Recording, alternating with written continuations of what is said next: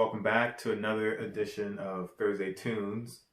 So this week I'm going to talk to you all about not a specific album or song or artist, but I guess more of a musical experience.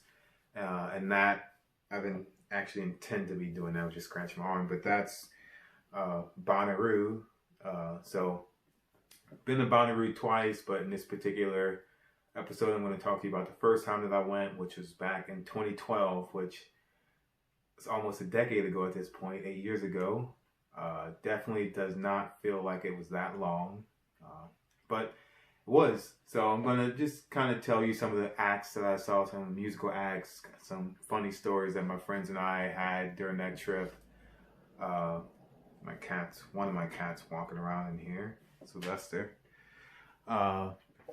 And just, I guess, kind of relive that moment because it was really fun, great experience. My first time ever doing something like that. So I guess first I'll start off by just giving you a quick rundown of some of the musicians and comedians that I saw at Bonnaroo in 2012.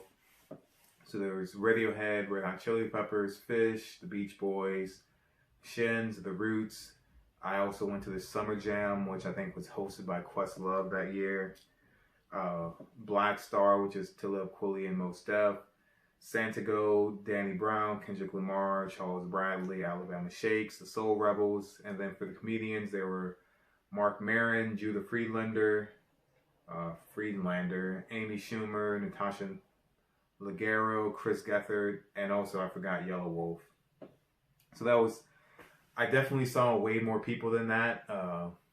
But obviously I'm not going to remember every single musician I saw, in particular because some of them I only watched because I was waiting for someone else to perform, because at Bonnaroo there are only 3 stages and there are multiple acts that play on the same stage at different times. And if you want like a good position in the crowd, you have to get there, get to that stage maybe 1 or 2 acts ahead of time. So you may see people that you aren't particularly interested in seeing, but you're there, so technically you see them. So there are probably some of those that I missed, and even some of the people that I listed, I definitely was not there to see. So in particular, like Yellow Wolf, I didn't know who Yellow Wolf was before Bonnaroo. That was the first time and only time I've listened to his music. And I'll circle back around to Yellow Wolf because at that same kind of tent, I saw Danny Brown, I think it was Yellow Wolf, Kendrick Lamar, and then Alabama Shakes. And it's an interesting story there. That was the first night. But I guess quickly I'll kind of go over how I ended up at Bonnaroo. 1 second, I'm going to close this door.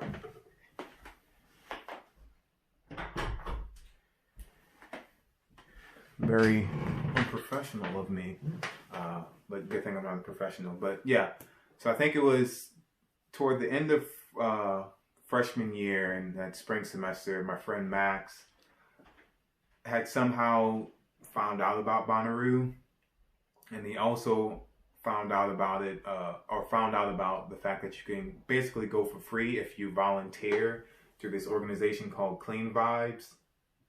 And with them, if you volunteer for 20 hours either before, during, or after the festival, you pay the full price up front, so you pay your full ticket price, but after you log your 20 hours, they refund you everything but $20 basically. So that's how we ended up going, basically for free, because we definitely couldn't have afforded to be out $300 something. So yeah, that's how we ended up going. And the trip there was fun. I mean, we drove from Iowa to Manchester, Tennessee, which is where it was held at. And I think we did it as a 2-day drive. Max drove the whole way, even though I offered to drive. But we did it as a 2-day drive, and we camped one night, I think somewhere in Illinois, southern Illinois. We got to the campsite really late at night, and so we just pitched the tent. But because like all of us were novices at doing this, we didn't really scout out the site before we pitched our tent, nor did we bring flashlights to actually see. So we noticed that there were some rocks under where we pitched the tent at, but it was late. We were tired, so we just did it, laid down. When we got up the next morning, we're packing up the tent to move on, we noticed that we put the tent right on top of fire pit. So that was stupid. Very novice mistake. Also, on the way there, I don't remember whose idea it was. There was three of us, so myself, Max, and my friend Lucas as well. I don't remember whose idea it was, but we thought it'd be a good idea to, once we enter into the state of Kentucky, to stop at the first KFC, all get a drumstick, and stand in front of KFC and take pictures biting into a drumstick. Probably one of the corniest things I've ever participated in, but at the time it was hilarious, and I have a picture of that. So that's pretty funny. But yeah, so we get to Bonnaroo, and it's not going to be a very linear story. It's probably going to be a lot of jumping around, so bear with me. But we get there, set up our tent. This is the first time any of us have been there. And it's just rows and rows and rows of tent. This huge, like, tent community just pops up in this field for a weekend. But we set up our tent. We introduce ourselves to the people next to us. I think they were from California. And I remember I think it was a husband and wife, and the wife was really excited about, I think it was seeing like my denim jacket or my morning jacket or my white denim jacket, some band that I never heard of and don't really care about. But we introduced ourselves and we're like, yeah, we come from Iowa. And the very next day they asked us like, oh yeah, like where you guys are from Idaho, right? And we're like, no, Iowa. And then the following day, the same thing, except instead of Idaho or Iowa, which would be correct, they said Ohio. So yeah, that was funny in the moment. But yeah, so that was like a funny thing that happened. Man, I should have organized my thoughts better, but oh well, here we are. Oh yeah, so like you're in these tents, and at Bonnaroo there's just tons of legal drugs that are like readily accessible if you want them. People will offer you drugs for free. I didn't partake, if any of you are watching this and concerned about my health at the time. But other people did, very willingly, very publicly. And there's like a police presence there, but I think they're more there to keep people safe if like something bad happens, not to like arrest people, unless you're like trying to run a major drug operation there, which even then I think they'd have a hard time of actually finding it out. But nonetheless, one of the nights there, we're sleeping. We get back to our tent late after like being out in the hot sun watching music all day, and we're sleeping now. And we wake up to the sound of a person like screaming from their tent. And obviously everyone's like, what the fuck? Like, what's this screaming about? But no one really knows at the moment. So you just kind of go back to sleep and I guess hope that everything is okay. And looking back at it, maybe the right thing to do would have been to investigate and make sure like no one's being murdered or sexually assaulted or something. But I think maybe we're just too naive and immature and also just very tired to even think about that. But the next morning we're asking questions and we found out that someone took too many shrooms, which is a hallucinogen, and they were inside the tent, and once they started tripping, they thought that everything that was outside of the tent had ceased to exist and they were the only one alive. And so they were screaming because they thought everyone was dead. So that's kind of disturbing if you think about yourself being in a situation, but it's also disturbing to be woken up by someone screaming like that. So that was, in the moment, it was funny, but also like kind of terrifying. Yeah, that's that. Whew, what else we got to talk about? So this was back in 2012. I had an iPhone. I don't think Max or Lucas had a smartphone yet. And I don't think, we may have had iPods, but yeah, I had an iPhone. But I didn't have as much music then as I do now, so I didn't have a lot on there. So over the course of this trip, which I'd say was probably about a week we were gone, we listened to a Burn CD, which was a thing in 2012, and obviously earlier as well. But we listened to a Burn CD of the Tallest Man on Earth album, and I think the album was The Hunt. And I can't count how many times we listened to that because it would end and just restart. Because, I mean, we spent a lot of time talking, So in some ways it was background music, but in other times we weren't talking, that's the only thing that was playing. Uh, to this day, I kind of have that album memorized, and when I listen to it, it like brings me back to that time period. But it also is like, it's just like those lyrics and like the order of the songs are like just ingrained in my head at this point. And it's a good album. I like genuinely like it, but I wonder how much of like me liking it is just because it's like burned into my brain, and I don't know if I'll ever be able to get it out, which isn't necessarily bad, but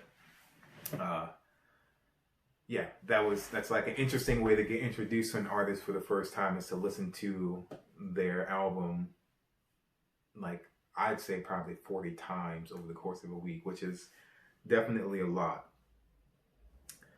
Kind of swinging back around to some of the music. So in particular, yeah, I mentioned the lineup of Danny Brown, Yellow Wolf, Kendrick Lamar, and Alabama Shakes. So this was back in 2012. I think shortly. Yeah, this I think was shortly. Yeah, I think this was actually before Good Kid, Mad City came out, because I think that came out in 2013. So this was Kendrick Lamar when he was doing Section 80, which is his first studio album. Like he wasn't as popular then as he is now, because he's like so low on the billing. But yeah, so we saw. So the first act that we saw at Bonnaroo was Danny Brown. And we're like trying to navigate to the front of like this huge crowd of people so that we can be in a good position for the Alabama Shakes, because that's one of the groups that I really want to see. And we knew that they were going to be on several acts later, but we still got to like work your way to the front over time. And one of I don't think I had heard of Danny Brown up until that point. Definitely I hadn't seen him perform anything, so I didn't know who he was. But like a memorable line that I remember from that performance was, I had to look this up just to make sure I got it right, but it was, "Bitch pussy smell like a penguin," which is just like absurd and bizarre, but like that's like blazed into my brain, and like his kind of, and this was like old Danny Brown, not kind of the more reformed Danny Brown. So he had kind of weird haircut, his teeth were all jacked up, which he's fixed all those things now. But yeah, but that was an interesting performance. Then Yellow Wolf came out, I think, after that, and that was disaster. Like, I did not like Yellow Wolf. He is a rapper, but I think he also likes country music, so he tries to blend country and rap, and not in a way that is like very common and like kind of pop country. It's like, in many ways, it's like southern rap with like a country twinge. I think it's disastrous music. I don't like it at all. And then Kendrick Lamar was after that. I had heard of Kendrick Lamar at this point. I remember a friend in high school, Dylan, told me to listen to Kendrick Lamar because he thought he would be the next Nas, and Nas is one of my favorite rappers. So when he told me that, it like immediately kind of put a bad taste in my mouth. And I remember listening to Rigor Mortis back in high school. I think might have been senior year, sophomore year, or not senior or junior year. And I didn't really care for the song then. Even to this day, even though I like Kendrick Lamar a whole lot more now, I still don't really care for the song. But I didn't know any of his songs or Kendrick Lamar's songs during that performance, so like didn't really do much for me. It's like, it's hard to like get into an artist at a live performance because they don't do their songs in the same style. We don't really know the lyrics, so it's like hard to get into it. But while we were there, my friend Lucas, I hope he's not embarrassed by this, but I kind of had to end up protecting him in a sense. So it's like the three of us, we like finally, over the course of Danny Brown, Yellow Wolf, Kendrick Lamar, we managed to make our way to the very front, where there's the barricade. So the only thing between you and the stage is this barricade and some like security people.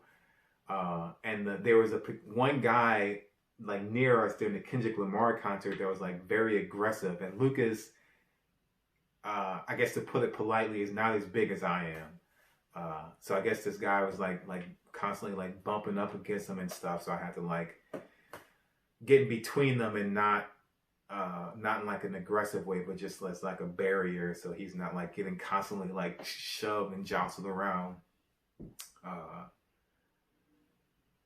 so yeah, that was Kendrick Lamar, and then after Kendrick Lamar was Alabama Shakes, and so that this was like maybe one of the most interesting things I've ever watched and like been a part of in my life, was because we had three rap performances in a row, then we had a rock performance, and it was like spectacular to see the crowd like literally turn over.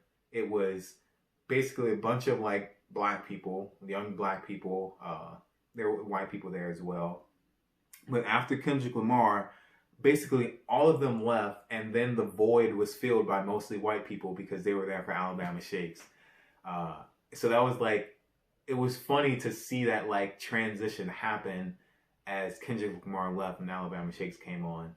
Uh, yeah, it's just like a funny thing to watch and like be a part of, because it's not something that you would think would have happened beforehand, but it did happen. So that was like interesting to see. Uh, Back over these musical acts a little quickly. So yeah, I saw the Roots, like a favorite band of mine, and I actually, so the if you like type in Bonnaroo the Roots, there's like gonna be this like short video, like 2.5 minute video, and I'm in that video actually. I'm like a member in the crowd. They were just like, I don't know why they were like filming this, but I'm a member in the crowd. I think it's like the 30-second mark. I should have confirmed it, but you can see what 2012 Bonnaroo Elliott looked like if you go and find that video. Maybe I'll find it and put it in the description. And there's also like a still shot of me, because at one point the tuba player, I think he goes by Tuba Gooding Jr., he like kind of stands on some platform right in front of the barricades. And there's a shot taken from him from behind. So like you see the back of the tuba player and the tuba, and you see the crowd out in front, and then you see me off to, well, you see me on the right side of the picture, but it was his. Yeah, you see me on the right side of the picture. It doesn't matter his orientation, like looking up at him. So that's cool. Like I guess I'm like in those, I'm immortalized in those things, even though I'm just a nobody. Yeah, but it was cool to see the Roots live. I really like their music. I think I have all their albums, everything they've ever made, as far as I know. Yeah, even like some of the stuff that they released in Europe. Like I think their first album, Organics, I have that. Yeah, so that was cool.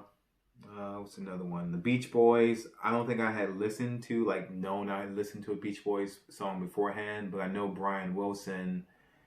Well, I don't know. I guess I learned this after the fact, but I remember watching him perform and like playing the piano, and like someone was like guiding him around the different things, and I was like, this is bizarre that this guy has to have a caretaker basically while he's playing music. And I looked up stuff about him later, and everything made more sense. Fish, I only saw them because at the end of every night there's like one act that is playing for like 2 hours straight and nothing else is going on. So if you're gonna be there, you're gonna be there. So I watched Fish. Didn't know who Fish was. I know they're a jam band. Definitely don't like Fish music. Red Hot Chili Peppers. So it's either Radiohead or Red Hot Chili Peppers that I really didn't get that much of a chance to see, and it's because of a bad experience that I had with someone. So like I said, if you want to like see a certain artist perform, I think it was Red Hot Chili Peppers, so I'll just go with them. If you want to see a particular artist perform and you want to get a good position, you have to like show up to that stage well in that, like 1 or 2 acts in advance. So we had done that for Red Hot Chili Peppers, and there can be like 45 minutes to an hour wait in between different performances. So after performance ends, there's no shade anywhere really. So it's just the sun beating down on you. So everyone like tries to sit down and like find some shade or something where they're at. And so we like after the whoever performed before them, we like are trying to sit down. There's not a lot of space because everyone's like trying to jam in to get the best position. And I take up a lot of space. I take up a lot of area. And so I was like squatting down, and I was I mean, I was definitely like kind of close to this other group of people, but I wasn't like on top of them, like falling over into their area. But this one woman just kept giving me a hard time and like making snide comments to her group of people about how much like I was bumping into them or something, which I wasn't doing. So I was just like, I can't sit here for an hour because this is just gonna piss me off. So I left, uh, and I left and I went to see some other stuff. And I think like I caught a little bit of Red Hot Chili Peppers, but definitely not as much if I had stayed there. But I didn't know this until Lucas put pictures on Facebook later afterwards. He had like covertly taken a picture of her, and the caption was, I think almost verbatim, the caption was just "this bitch," which was like seeing that picture later made that moment funnier for me, because in the moment I was definitely pissed off. But good picture.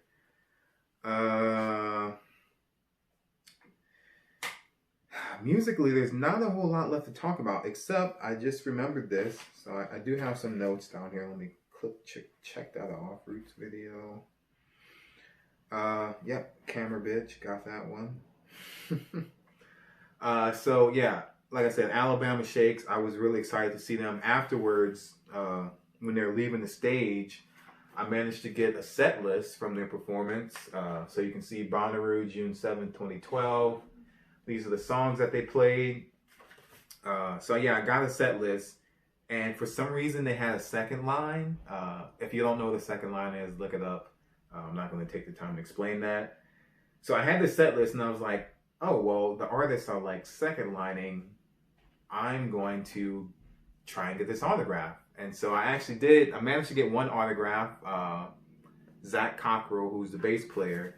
And I had never gotten a set list for a concert before. I think the only reason I tried to get one is because other people were trying to get it. So I was like, well, I'm going to get one. And I got one. There were only 4 of them, I think. So I got one of 4. And but because I didn't like plan on doing this, I didn't have a writing utensil. So I was just like, once I got this and realized I can get an autograph, I just started asking everyone around me if I could get a pen, which I eventually got a pen. So I got that. So that's cool. Maybe in another video, because I do have other autograph things from concerts. Not all of them are autographed, but I do have other like set lists from concerts. Maybe I can show you guys those, show you all those. What else do I need to talk about? So we can go into this one. So yeah, we saw some comedians there, like I said. Mark Maron, Judah Friedlander, Amy Schumer, Natasha Leggero, Chris Gethard. I actually have a picture of my friend Max and Amy Schumer. I don't know. I mean, he's seen it, but I should probably just send it to him if he ever wants it. But yeah, at Bonnaroo, there's a tent where they do all the comedy stuff at, and Comedy Central was filming like a Bonnaroo special there, and so I actually, hopefully you all can see this well. It says it on here, CC Stand Up, the Bonnaroo Experience. So this aired on Comedy Central, and my friends and I actually got to be a part of it as audience members. So there's like 2 different levels of seating. So there's like the floor seating, and then there's like kind of like stadium seating to the sides, and there's the stage in the center. So we were in there, I think mainly because it's like the only air-conditioned place that you can get into without being VIP. And a lot of these performances, they start like midday, so it's like a great place to like cool off for a little bit, and like you can get a good laugh and like enjoy yourself as well. So we're in there like laughing, having fun, and at one point, I guess a producer like asked us if we want to sit down there, or they asked us, but it was more like, you all can sit down here. So we got moved down to like the floor level of the comedy venue. And then I think afterwards they told us you might be on TV, but I don't remember if we signed any waivers or anything. But yeah, but we had these things, and so we all gathered at a friend's house, Weston, and watched this special. And we're on there, but it's like I feel like it was like a half second at best. And I spent like 30 minutes like searching the internet to see if I could find the video anywhere, and I can't. but I was on Comedy Central, so something most of you probably haven't been on before. So suck it. So that's that. That's another thing I had on this list of stuff that is definitely not in any type of order, unfortunately. Another one that I just see right here, the Iowa State flag. So the first night we got there, we kind of didn't have a whole lot to do for a long time. So we like just made a game, like whoever finds the first like Iowa State person that wasn't one of the three of us wins. And we didn't have a prize. We just like, it was just something to do to walk around. And almost shortly after saying like that's what we're going to do, I like spot an Iowa State flag flying in the distance. So we beeline it over there. I won, by the way, but we beeline it over there, meet these other people that go to Iowa State. And one of the people, this woman, next year I actually ended up seeing her on campus several times. And like we recognized each other, but we didn't know each other. So it was never like, hey, like remember me? Because it's kind of awkward. Like it's not like we hung out at Bonnaroo at all. We just like, oh, you go to Iowa State, we go to Iowa State. We're like all here, cool. And that was the end of that. But yeah, that was it. I think while we were walking over there or either walking back, we like found this guy selling grilled cheese sandwiches out of the back of his truck, which sounds sketchy, but he had like a whole like setup, like a grill and generator and stuff. So it wasn't as sketchy as that sounds, but yeah, he was selling grilled cheese sandwiches out of the back of a truck, which was like, I guess cool, but just one of the bizarre things you see at Bonnaroo. So I think that's about it really for the Bonnaroo experience. And now, oh, I forgot. So there is free water at Bonnaroo, and in both where the festival is held at, and like also where the tents are at. Where like the music venues are, the free water tastes great. It's like amazing free water, and because it's hot all day, you will drink it and love it. But outside where the tents are at, there's also free water, but that water is disgusting. It tastes and smells like rotten eggs, and that's because there's a lot of sulfur in the groundwater. And that water, like I said, if you've ever like boiled eggs and smelled the water afterwards, you know it's not that great. Now imagine trying to drink that water. So that's like very off-putting. So what we would do is at the end of the night, when we're like walking back to our tents, we'd like fill up our water bottles. So we had water for the rest of the night and the morning before we got back in there, and we didn't like feel forced to drink the disgusting water. So that's that. And then so finally, some last things. So like I said, we volunteered so we could go for free, and we volunteered to help clean up stuff afterwards because we signed up too late to like do other things.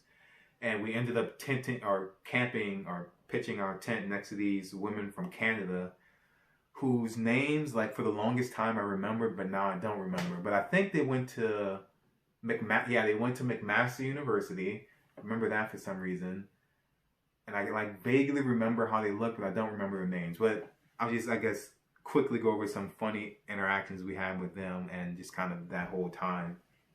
One, they were excited to actually see Cookie Crisp in the store and buy it. So apparently in Canada, they would see commercials for Cookie Crisp, but it wasn't actually sold in Canada. So they grew up seeing this commercial of this, like, I don't know, I think it's a wolf, right, for the Cookie Crisp, like the mascot. They grew up seeing this commercial of this wolf go crazy for Cookie Crisp.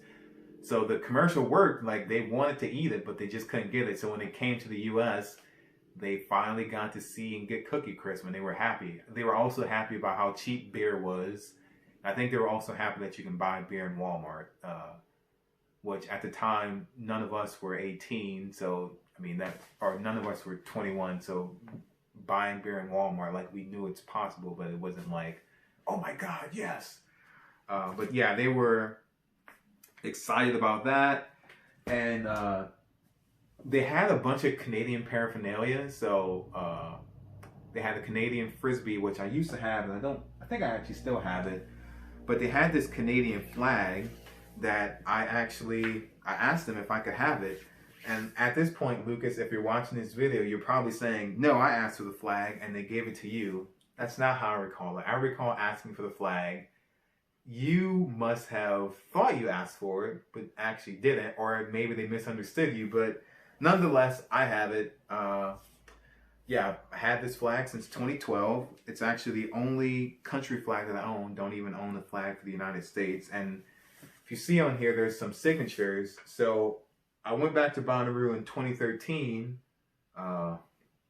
took this flag with me, and I just started asking people if they were from Canada. And if they were, I got them to sign the flag, which I feel like I don't know if they like care about their flag as much as Americans do. Some Americans might be pissed that I did this, and maybe there's some Canucks, some Mounties, some Canadians who are pissed that people sign the flag. But I was asking people, like, are you offended that people are signing the flag and none of them cared? So I have signatures on some Canadians. If I ever go back to Bonnaroo, I'm definitely going to bring it with me and get some more signatures. But it's something I plan to keep for a long time because it's like cool. No one else has it. Oh, so one of the angriest I've ever been in my life happened at the end when we were like volunteering to clean up.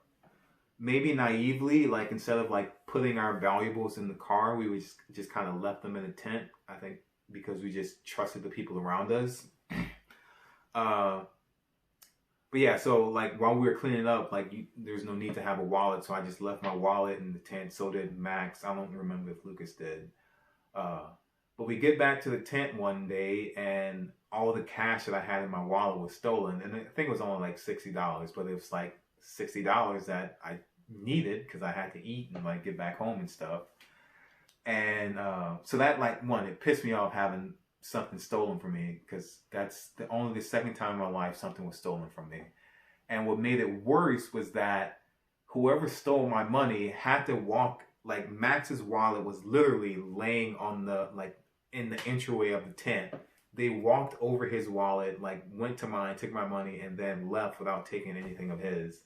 So that like pissed me off beyond belief. Like if I had found that person, I'd probably gone to jail because I think Max and Lucas were probably like actually terrified of me with how angry I was because I was definitely ready to fuck someone up if I could. But I couldn't, and that's probably for the best. But yeah, that was infuriating. But get away from that and get back to something funny. So we did one night, like still like at this guy who was walking around with a guitar, asking people for a ride because he made his way to his car broke down at some point on the way to Bonnaroo. I think it was in Kansas City or something. But he still made it there, but he didn't have a way to get back home. So he was just asking everyone if he could like get a ride back in that direction in general. So he eventually came over to ask us, and we're like, no, we're not giving you a ride home. And he asked the woman from Canada if they could get a ride home. And they were like, no, we're actually like going north. We're not going that way. And he was like distraught. He was like, oh my God, like, I've never been able to not get a ride before. How is this possible? And all of us like looked at each other like, you really have never been able to bum a ride before? Like everyone's always accepted. No one's turned you down. I mean, we were just like, that's bullshit, dude. But what makes it funnier is that he's a horrible singer. So later that night when like people are trying to go to sleep, this guy just like strumming his guitar, like, I'm pretty sure his guitar was out of tune, just like playing it badly and also like singing off key as loud as he can. So we're like all being subjected to this horrible music performance. And in some way, I think like I'm grateful that we didn't offer him a ride because I would have to like imagine him singing in the car with us, which would have been disastrous. But that's that. I'm sure this video is like super long at this point. I'm sorry, but oh well, you can stop whenever you want. Last thing, so since we're in Tennessee, we're in the South, I think this was the first time that Max and Lucas both had Waffle House. And Max, if you know him, despite his frame, can eat a lot of food and sometimes doesn't show really good restraint when it comes to getting food.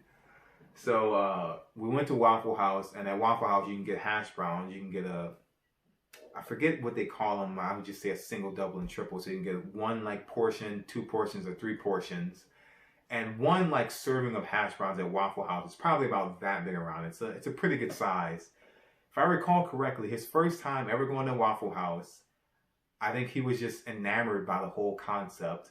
He got a triple, which is 3 servings, and then you can also get a bunch of toppings on it. Like I think you can get tomatoes, like bacon, sausage, a bunch of different stuff. I'm not going to try and remember it all. He got several toppings as well, and he ate all of it. And I mean, that was just another one of many moments where I'm like, how the fuck can you eat all of this? And also, not how can you eat all of this, but why did you order all of that? But he did it. So I think that's it for Bonnaroo, actually.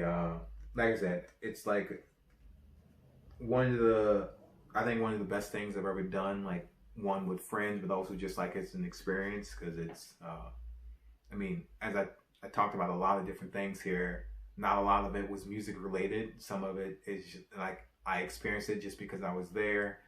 But yeah, I'm grateful that I went. Hopefully I can go again at some point, but in some ways I feel like even though I'm only 27, I feel like I'm kind of too old to go. Like, I don't have the energy that it takes to like do that type of stuff anymore. But if a good lineup comes up soon, I might go again, just to like, because it is like a really fun experience. You don't have to like all the people that are playing. Like, at least for me, as long as they're like 5 artists that I like, maybe 5 or 6 on different days, I probably would go just for the experience.